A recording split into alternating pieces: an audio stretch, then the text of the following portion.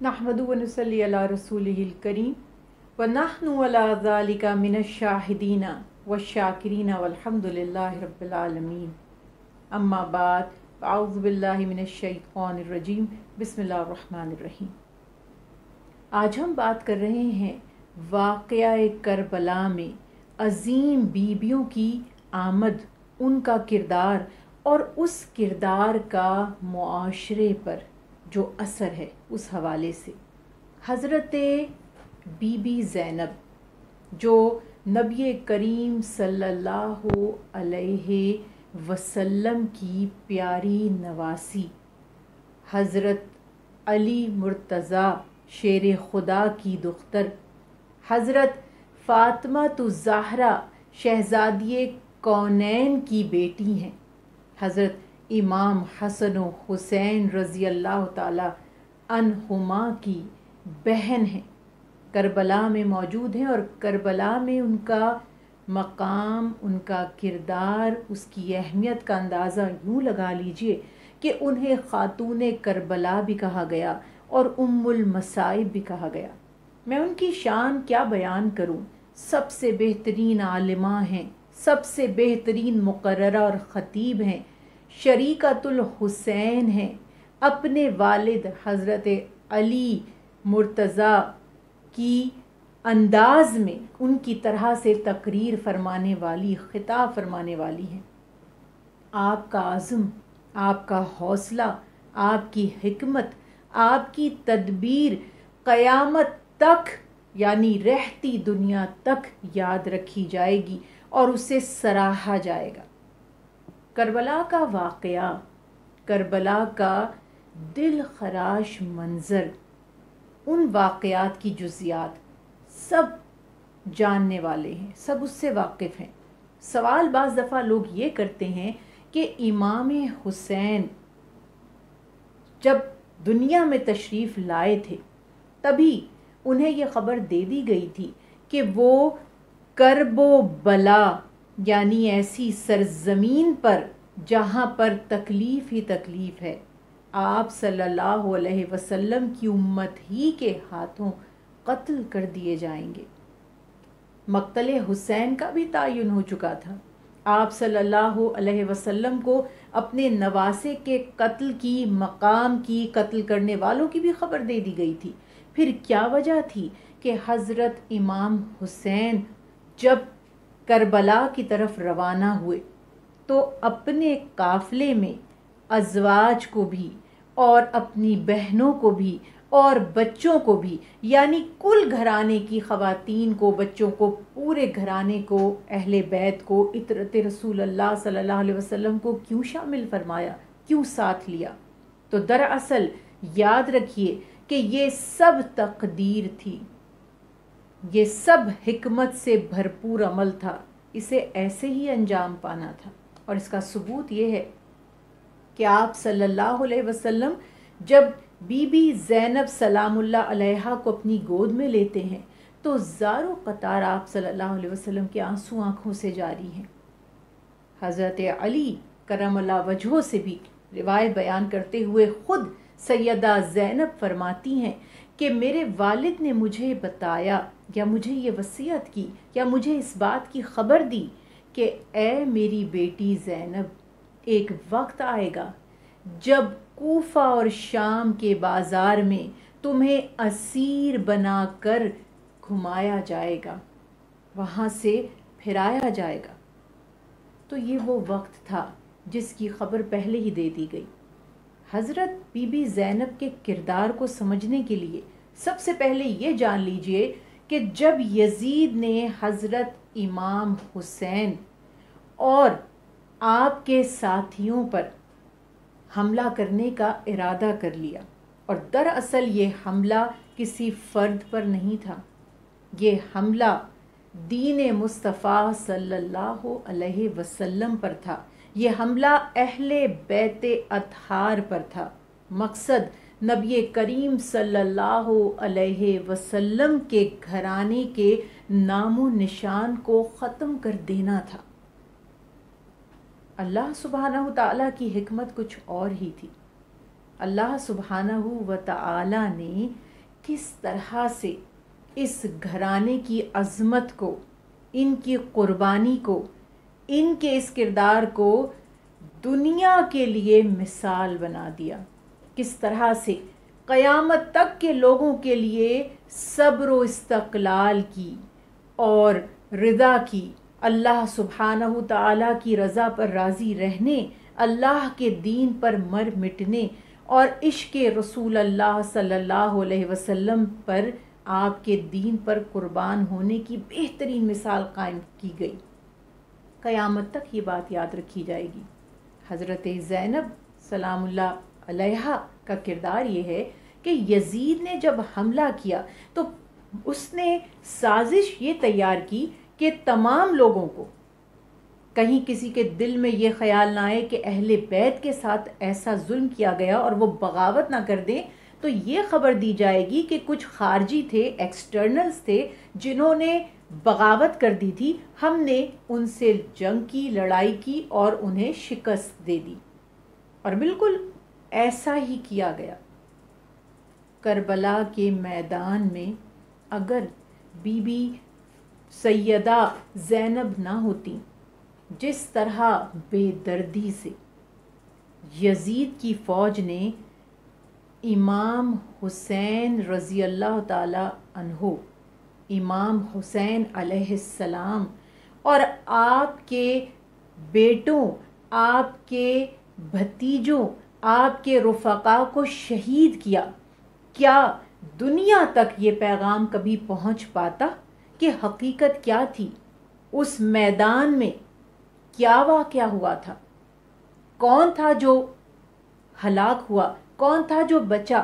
کیا مقصد تھا؟ یہ شہادت تھی، ہلاکت نہیں تھی۔ اب حضرت زینب کا کردار یہ دیکھیے کہ ایک ایک قدم پر حضرت امام حسین کی حوصلہ افزائی فرما رہی ہیں۔ کربلا کے سفر میں بھی آپ کے ساتھ جانے کے لیے اپنے آپ کو پیش فرماتی ہیں، اپنے بیٹوں کو ساتھ لیتی ہیں، بار بار اپنے بیٹوں کو تیار فرماتی ہیں کہ تم نے امام حسین، امام عالی مقام کے قدموں پر نثار ہونا ہے، تم نے میرے لیے فخر کا باعث بننا ہے۔ واقعہ کربلا ہو گیا 10 محرم کو، جب حضرت امام حسین علیہ السلام کی بھی شہادت ہو گئی۔ آپ کے خود آپ کے اپنے بیٹے اون اور محمد کی بھی شہادت ہو گئی، آپ کے بھتیجوں کی جو آپ کو اپنے بیٹوں سے بھی زیادہ عزیز تھے، ان کی بھی شہادت ہو گئی۔ حضرت زینب کا کردار کیا رہا؟ میدان کربلا میں بھی کس طرح سے حوصلہ بڑھاتی رہیں اپنے بھتیجوں، اپنے بیٹوں کا، اور انہیں تیار کرتی رہیں جان نثار کرنے پر امام حسین علیہ السلام پر۔ اور جب سب شہید ہو گئے اور ظالموں نے، فوج یزید نے ان شہداء کی لاشوں کو، ان کے جسم اقدس کو بھی گھوڑوں کے نیچے روندنے کی کوشش کی، نہ صرف یہ بلکہ حضرت امام حسین علیہ السلام کا مبارک سر، وہ چہرہ جو محمد مصطفیٰ صلی اللہ علیہ وسلم کا سب سے پیارا تھا، جسے آپ بوسہ دیا کرتے تھے، جن کے لیے آپ فرماتے تھے کہ حسین مجھ سے ہیں اور میں حسین سے ہوں، جن کے لیے آپ فرمایا کرتے تھے کہ اللہ جو حسین سے محبت کرے آپ بھی اس سے محبت فرمائیے، اس مبارک سر کو جسم مبارک سے الگ کر دیا گیا، نیزوں پر چڑھایا گیا، اس کی نمائش کرنے کی کوشش کی گئی اور جسم مبارک کو تپتی ہوئی ریت پر چھوڑ دیا گیا۔ بی بی زینب اپنے بھائی جس پر جان قربان فرماتی تھی، یوں سمجھ لیجئے کہ کبھی دھوپ بھی پڑ رہی ہو حضرت امام حسین علیہ السلام پر تو آپ آرام فرما رہے ہیں اور کھڑی ہو جاتی ہیں سایہ بن کر کہ میں کھڑی ہو جاؤں، مجھ پر دھوپ آ جائے، میرے بھائی کی نیند خراب نہ ہو یا ان کے مبارک چہرے پر دھوپ کی تپش نہ پڑے۔ وہ بہن اس دن کتنی عظیم، کتنی صابرہ، کتنی شاکرہ، کتنے استقلال والی بن جاتی ہیں۔ اس وقت یزید کی فوج کے آگے ڈٹ جاتی ہیں، تمام خواتین کو جمع فرماتی ہیں اپنے خیمے میں اور ان کا حوصلہ بڑھاتی ہیں اور بتاتی ہیں کہ ہمارے مردوں نے، اہل بیت اطہار کے جوانوں نے شہادت قبول کی ہے، یہی ہمارا مقدر تھا۔ ہم اس بات پر شکر کرتے ہیں کہ اللہ تعالیٰ نے ہمیں اپنے نبی حضرت محمد مصطفیٰ صلی اللہ علیہ وسلم کی اولاد بنایا اور ہمیں یہ مقام اور مرتبہ عطا کیا۔ تو نہیں گھبرانا اور نہ ہی ظالم فاسق حاکم کے آگے سر جھکانا ہے۔ ہم قدم قدم پر لوگوں کو یہ بتائیں گے کہ یہ مقصد جس کی خاطر حضرت امام حسین علیہ السلام اور تمام اہل بیت اطہار کے نوجوانوں نے اپنی جانیں قربان کی، وہ مقصد کیا ہے؟ وہ مقصد دین کی بقا، دین کی سربلندی اور قیامت تک محمد مصطفیٰ صلی اللہ علیہ وسلم کے کلمے کو زندہ رکھنا ہے۔ جب اسیر بنا کر، قیدی بنا کر اہل بیت کی خواتین کو لے جایا جا رہا تھا، حضرت بی بی زینب نے شام کے بازاروں میں، دمشق کے محلات میں، گلیوں میں، جگہ جگہ پر بہت ہمت کے ساتھ، بہت دبدبے کے ساتھ، رعب کے ساتھ خطبات ارشاد فرمائے۔ وہ زینب علیہ السلام جن کی آواز کبھی کسی نے نہیں سنی تھی، جنہیں کبھی کسی نے نہیں دیکھا تھا، آج شام کے بازاروں میں بے پردہ نظر آ رہی ہیں۔ آپ اللہ سے فریاد کرتی ہیں، دشمن کے آگے نہ روئیں، نہ التجا کی، نہ فریاد کی، نہ اس سے کسی قسم کا خوف دل میں رکھا، نہ مرعوب تھیں، نہ خوف زدہ تھیں، نہ اس سے رحم کی درخواست تھی۔ اس کو بھی احساس دلایا۔ جگہ جگہ لوگوں کو یہ بات معلوم ہو گئی کہ جنہیں تم خارجی کہہ کر قتل کرنے کی سازشیں کر رہے ہو، دراصل وہ اہل بیت اطہار ہیں۔ جنہیں تم قیدی بنا کر گلیوں میں گھما رہے ہو، دراصل وہ نبی کریم صلی اللہ علیہ وسلم جن کا تم کلمہ پڑھتے ہو، آپ کی بیٹیاں ہیں، آپ کے گھرانے والی ہیں۔ حضرت بی بی زینب کی تقاریر جو انہوں نے یزید کے سامنے کی، یزید کا سارا زوم ختم ہو گیا۔ اس کے محل کی مضبوطی، جس پہ اس کو ناز تھا، جس پر فخر تھا، اور جس طرح سے وہ اس شہادت پر خوشیاں منا رہا تھا اور کہہ رہا تھا میں نے فتح حاصل کر لی، حضرت سیدہ بی بی زینب علیہ السلام کے خطبے کے بعد ہر چیز ختم ہو گئی۔ آپ نے واضح فرما دیا کہ جس پر تم نے ظلم کیا، جس کا سر تم نے نیزے پر چڑھایا، وہ کوئی عام انسان نہیں تھا، وہ محمد مصطفیٰ صلی اللہ علیہ وسلم کا بیٹا تھا، آپ صلی اللہ علیہ وسلم کا نواسا تھا۔ یزید خوش ہے، زوم میں ہے کہ اچانک اذان کا وقت ہو جاتا ہے، اذان کی آواز آتی ہے۔ بی بی سیدہ فرماتی ہیں کہ یہ جو اذان تم سن رہے ہو، اس میں میرے نانا کا ذکر ہے، تمہارا نہیں، تو تمہارا نام ختم ہو جائے گا، تم فنا ہو جاؤ گے۔ اللہ سبحانہ و تعالیٰ ظالم کی رسی کو دراز ضرور کرتا ہے، لیکن اللہ سبحانہ و تعالیٰ کبھی اسے دنیا میں یا آخرت میں کوئی خیر حاصل نہیں ہونے دیتا۔ ابھی تم اپنی فتح کے زوم میں اپنے آپ کو بہت طاقتور اور کامیاب سمجھ رہے ہو. دراصل یہ تمہاری فتح نہیں ہے، یہ ہماری فتح ہے.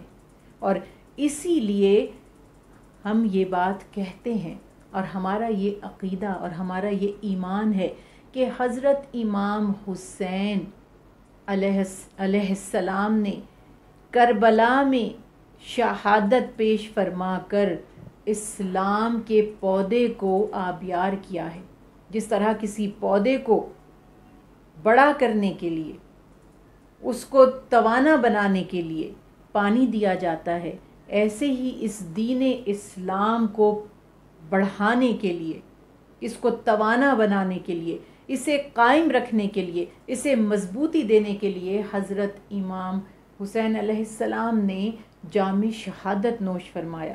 حضرت بی بی زینب کے وہ کلمات جنہوں نے کوفہ و شام کے بازاروں میں لوگوں کو جھنجھوڑ دیا، وہ کوفی جنہوں نے حضرت امام حسین علیہ السلام کو پہلے بلایا اور پھر لالچ یا خوف کا شکار ہو کر ان کا ساتھ چھوڑ دیا، کس طرح بی بی زینب سلام اللہ علیہا نے ان سے خطاب کیا. انہیں ان کی اس غلطی کا، بلکہ غلطی تو بہت معمولی لفظ ہے، انہیں ان کے اس عظیم گناہ کا احساس دلایا. حضرت بی بی زینب کس طرح سے اپنے جذبات کا اظہار فرما رہی ہیں.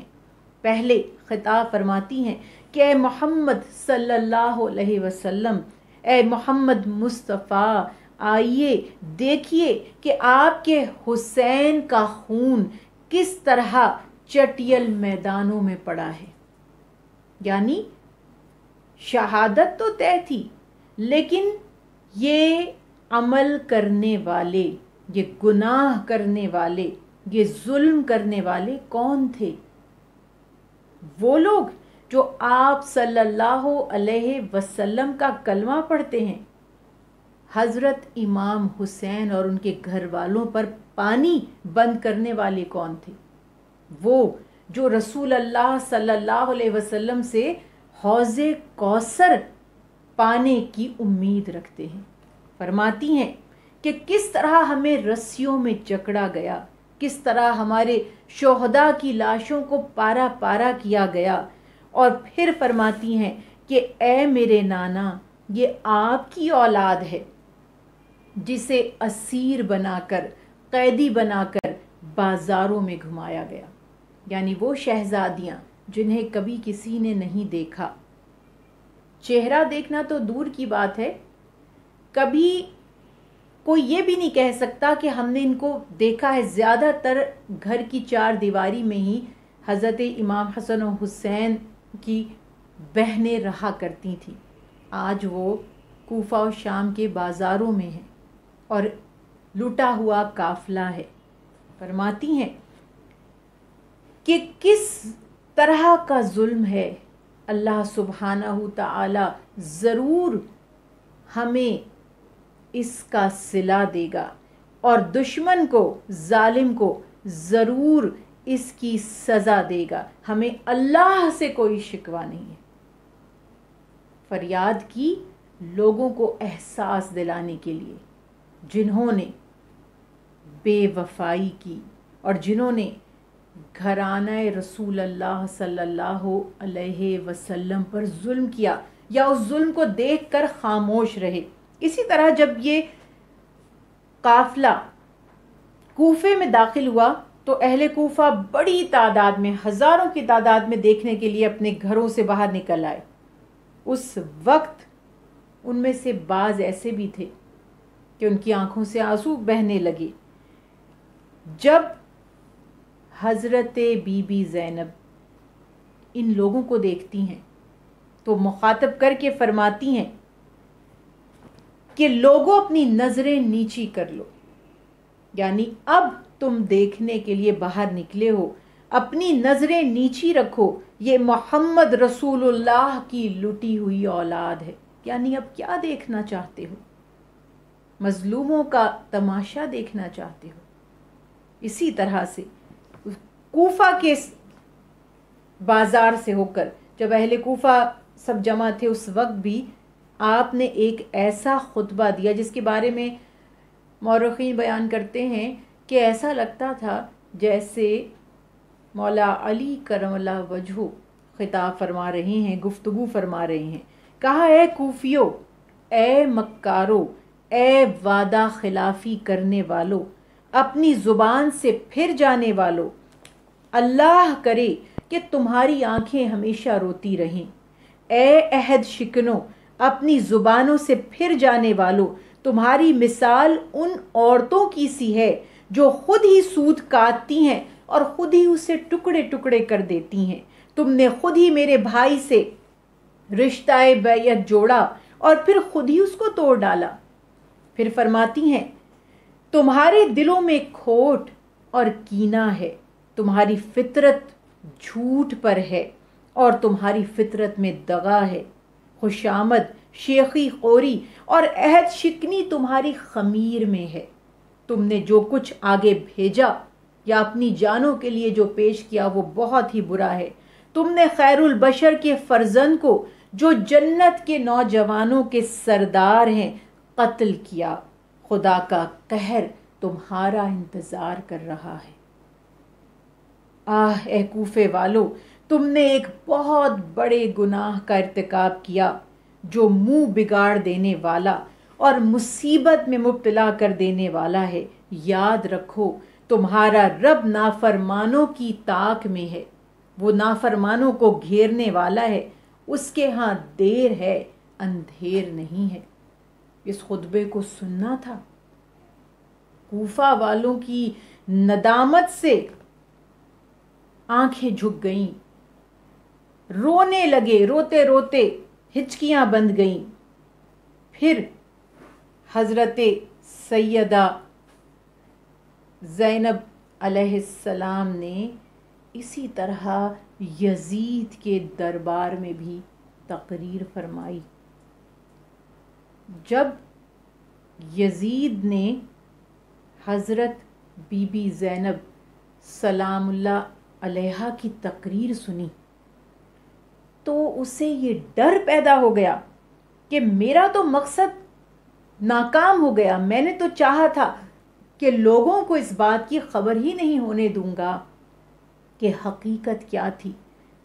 सैयदा ज़ैनब सलामुल्लाह अलैहा ने यजीद की सफ़ाकी, उसकी बेदीनी, उसकी असलियत लोगों के सामने वाज़े कर दी तो उसे ये खौफ हुआ कि कहीं मेरी कौम में, कूफा वालों में या शाम वालों में बगावत पैदा ना हो जाए। कहीं ये ना हो कि अहले बैत पर जो मैंने जुल्म किया है उस पर वो उठ खड़े हों। तो फौरी तौर पर जिंदान से रिहा करने का हुक्म दिया और बीबी ज़ैनब सलामुल्लाह अलैहा को मदीने की तरफ रवाना कर दिया गया। बेशुमार तफसीलात हैं आपके मकाम से मुतालिक, आपकी शान से मुतालिक, लेकिन जो बात सबसे अहम है हमें याद रखनी है कि आज अगर दुनिया में हुसैनियत का तसव्वुर मौजूद है, आज अगर दुनिया में हज़रत इमाम हुसैन अलैहिस्सलाम पर जो जुल्म हुआ उसकी तफसील मौजूद है, उसकी हकीकत मौजूद है और नामे हुसैन और मकसद हुसैन ज़िंदा है, तो ये बीबी ज़ैनब सलामुल्लाह अलैहा का सबसे बड़ा कंट्रीब्यूशन है कि अगर आप ना होती और अगर अहले बैत अतहार की ख़वातीन ना होती और लोगों तक ये पैगाम ना पहुंचाती तो लोग तो यही समझते, जैसे आज भी कुछ नादान लोग, कुछ बदबख्त लोग ये समझते हैं कि ये तो बस एक सियासी जंग थी, ये इक़्तिदार की जंग थी। नाऊज़ु बिल्लाह। हज़रत बीबी ज़ैनब ने इस जंग की हकीकत बयान फरमाई कि क़त्ल हुसैन असल में मर्गे यजीद है। इस्लाम ज़िंदा होता है हर करबला के बाद।